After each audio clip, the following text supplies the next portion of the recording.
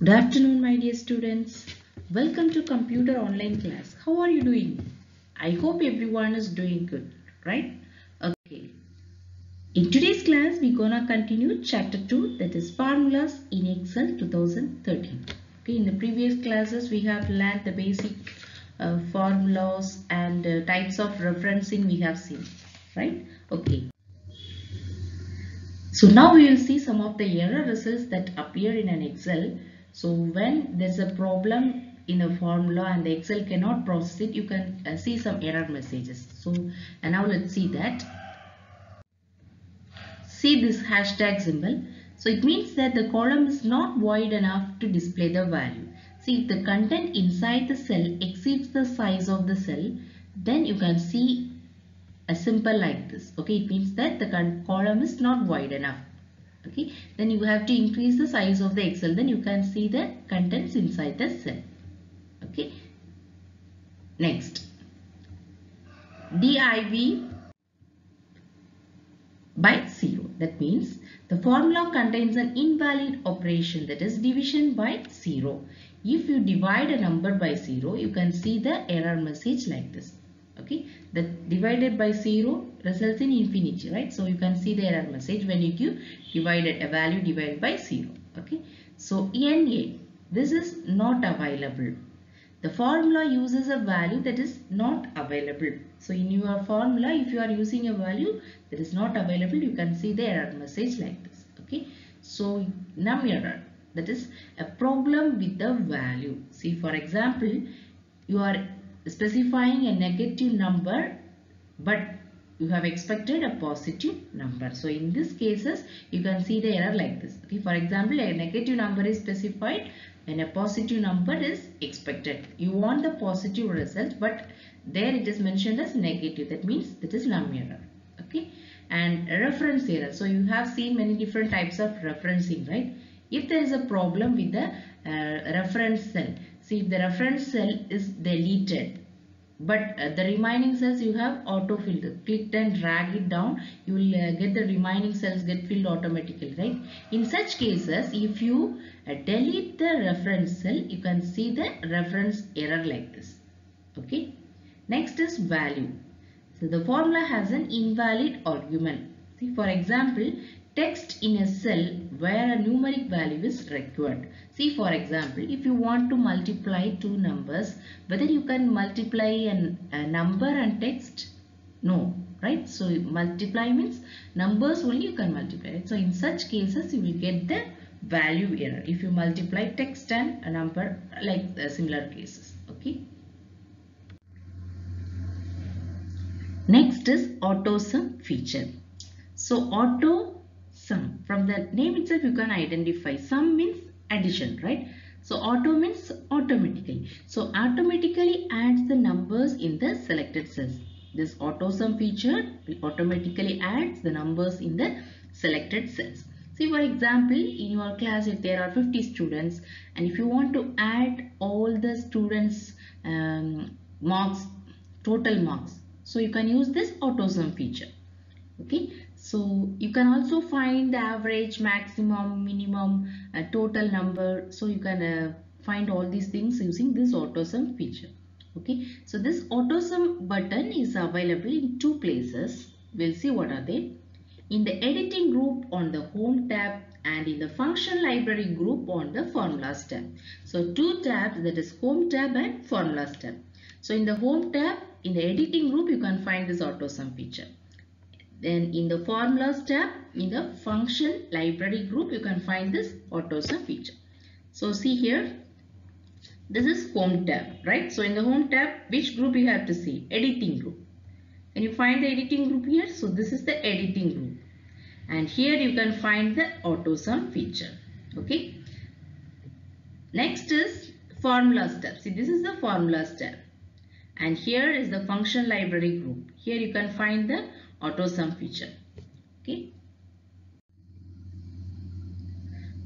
So this auto sum feature has 5 different functions. Okay. Sum, average, count numbers, maximum and minimum. So what are the 5 auto sum functions? Sum, average, count numbers, maximum and minimum. Okay, sum means adding. Okay, addition. Average, to find the average value. See, for example, if you want to find the average marks for a student, 4 subjects are there. If you want to find the average, you have to add all these 4 divided by, you are finding the average for 4, right? So divide by 4. Okay, that will give you the average value.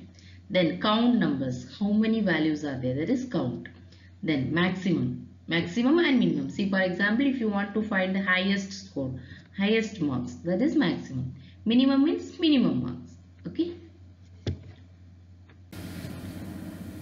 Now we will see how to calculate the totals with the AutoSum function. Okay, so you can refer page number 35.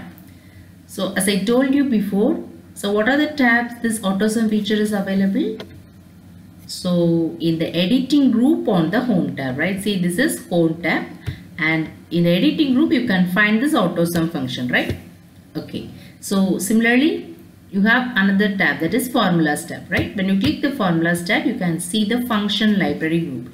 In that you can find the AutoSum feature.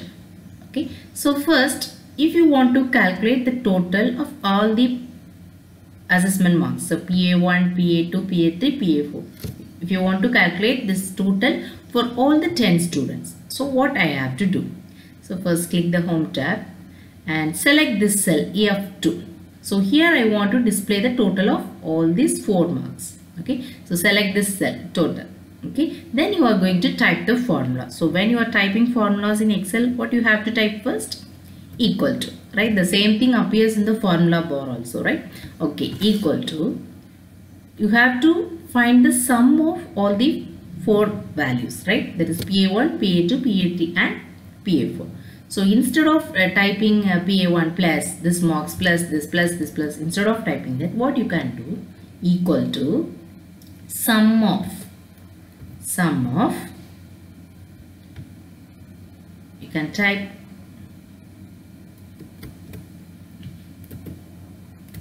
sum of, you should put the bracket. Okay, open the bracket and select all these 4 cells and close the bracket and click enter. See what happens, the value is displayed here, right? So the total of the first roll number 4 marks total, that is PA1 to PA4 marks, is displayed here, right? When you click this and drag it down, you can find the total for all the 10 students.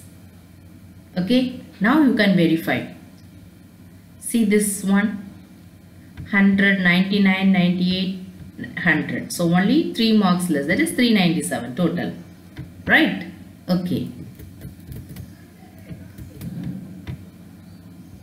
So or else what you can do, just you can select all the 4 cells. Okay, so select all the 4 cells and click the AutoSum button. You can see the total here, right? So just if you want to calculate the sum, just click the AutoSum button. If you want to go for other options, like if you want to find average or count numbers or maximum or minimum, you have to click the drop down menu. Okay, no other way. So only for adding you can click the AutoSum button directly. Okay, so similarly see here, select all the cells, click AutoSum. So the total is getting displayed, right? Click it, drag it down. You will see the remaining sums automatically entered. Okay, so next we will see the other AutoSum functions, that is average. Okay, do you know what is average? Average of these 4 values, how you will calculate? You have to add all the 4 marks, 46 plus 68 plus 42 plus 34 divided by 4. Okay, this is average marks for the student, first student with roll number 1. So for that, what you have to do, let's see. Okay, first you have to enter the average marks in this cell, right? So first select that cell. Next, so to find the average of these 4 numbers, select this cell and then in the AutoSum button you can click average. Okay, when you click average, automatically you can see the first row is getting selected, right? But you don't want this roll number to get added and total you don't want to add. only this 4 marks you need, right? So instead of this, you can select all these 4 cells. Okay, now click enter. So the value appears here. Now click and drag it down. For the remaining marks, you will get the average. Okay, so we will get the average of all the 10 students. Okay, so this is how we should calculate the average marks. Okay, using the average function. Average of PA1, PA2, PA3 and PA4. So next we will calculate the maximum value. Okay.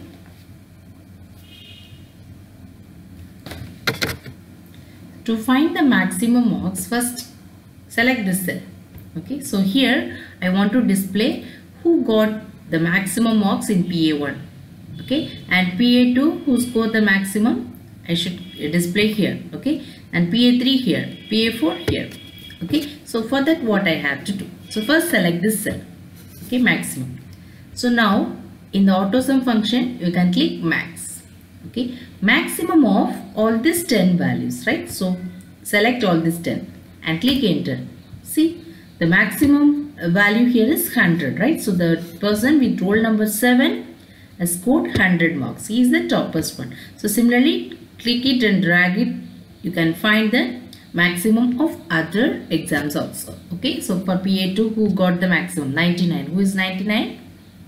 Roll number 7. Okay, so here also 98 and here 100. Similarly, if you want to find the minimum marks, what you can do? First you can select the cell.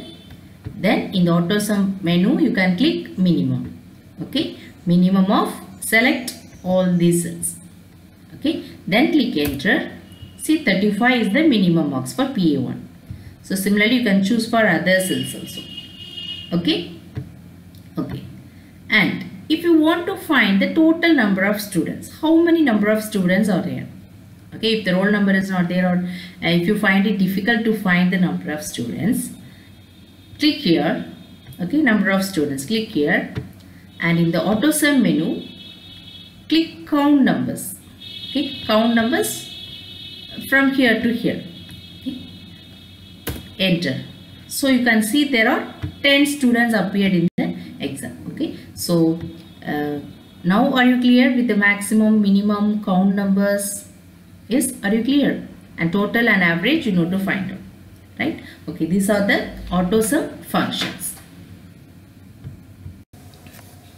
Next we will see about function library. So in this Excel 2013, functions are nothing but predefined formulas, okay, that perform specific calculations. So functions are nothing but predefined formulas. So where we can find the function library? In the formulas tab you can see the function library here. So here many different functions are available. In this chapter we will see only GCD and LCM. I hope everyone have learned in mathematics, right? GCD and LCM. So in this math and trigger group, trigonometry group, you can find this functions, okay, GCD and LCM.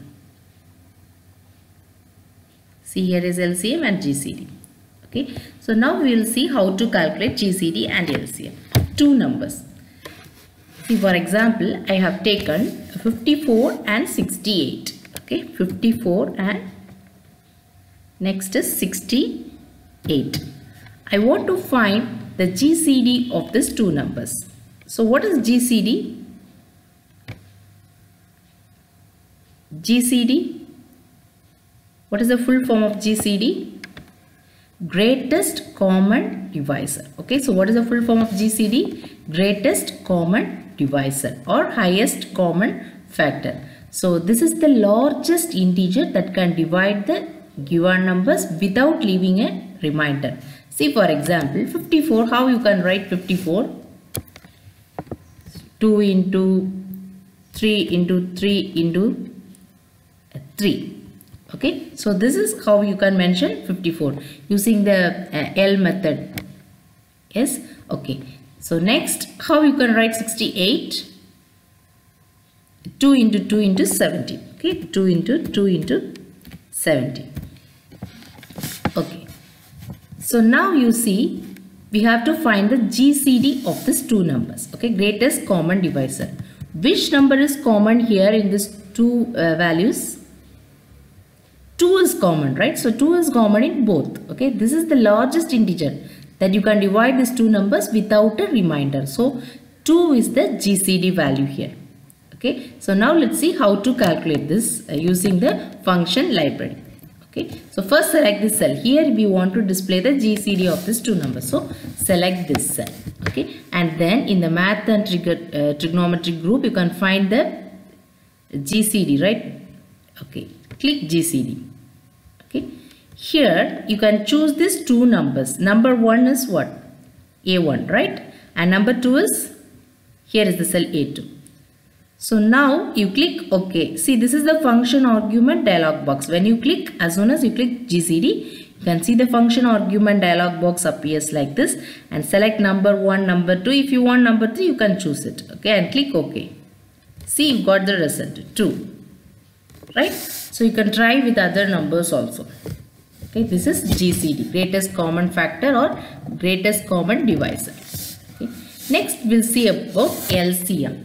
So LCM means least common multiple. Okay, you can refer this in page number 39 in your book. Okay, least common multiple. Okay.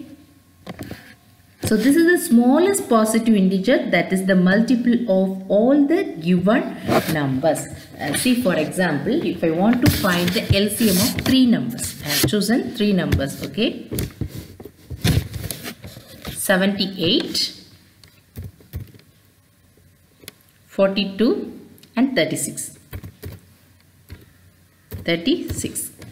Okay, so now we'll write the multiples. Okay, so for 78, how we can mention 78? 2 into 3 into 13. Okay, 2 into 3 into 13. So already you have learned in maths how we can write these numbers, right?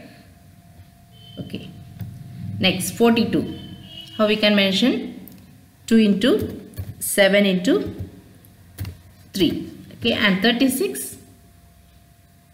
3 into 3 into 2 into 2. Okay.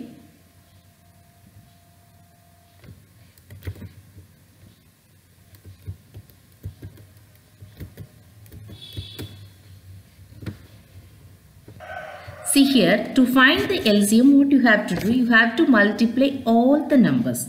Okay, but you have to do one thing. The repeated numbers, you should not multiply it again and again. See, there are, in all the 3 numbers, you can find 2 as common, right? 2, 2, here also you can find 2. So all these 3, 2, you have to combine together as 1, 2. So you have to consider as only 1, 2. And all the 3, see here, one more is there, 3, right? So 3, 3 and 3. So all these 3 you have to consider as 1, 3. So how you have to find the LCM of these 2 numbers, 3 numbers? So 2 into 3 into 13, only 1 13 is there, right? So 13 into, and 2 already we have mentioned, so no need to mention it again, the 2. Then 7, okay? 7 into 3 also already we have mentioned. So again one more 3. Without common factor there is another 3. Okay, so that 3 we have to consider. And then into, so already 1, 2 we have considered as common, right? And one more 2 is left over, so that 2. So if you multiply all these numbers, you will get the answer as 3276.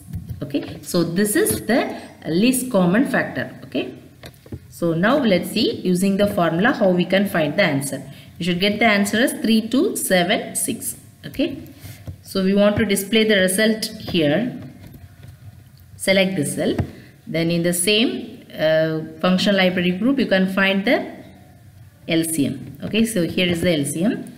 So choose the number 1. Then here number 2. And here number 3. Okay. Now you click OK. 3276. You got it right? Yes? Okay. So now are you clear with this?